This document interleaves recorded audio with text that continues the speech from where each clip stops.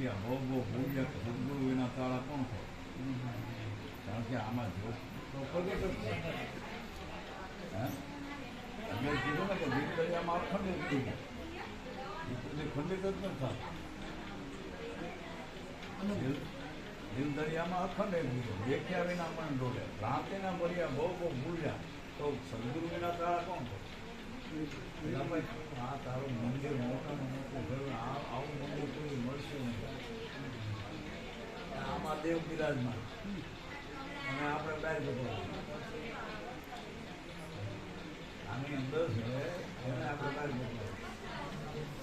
તમારો પરમાત્મા કયો કે તમારો ઈશ્વર કયો કે તમારો ગુરુ કયો કે જે કંઈ કયો બધું આમાં છે. અને આમાંથી બાકી ગયા પછી બહાર નથી થતું. પણ આમાં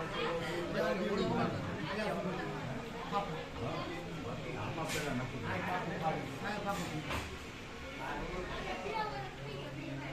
જે વસ્તુ છે એ કાયમ માટે પડી છે. તમને કાયમ વસ્તુ તમારી ત્યાં પડી છે. કોઈ આવી નથી, ગઈ નથી, મરી નથી, જન્મી નથી, છે ને છે. એનો કોઈ નાશ જ નથી. એવી વસ્તુ પડી જાય. એના કારણે આ 14 ભવન ચેતન છે. જે જળ છે એ ચેતન છે. જે આ 14 ભવન જળ છે એ છતાં ચેતન થઈ ગયા. કારણ કે એવો બેઠો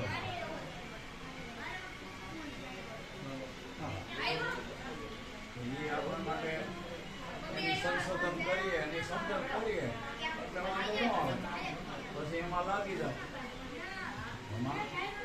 લાગી જાઓ તો બેડો પાક લાભ જોઈએ.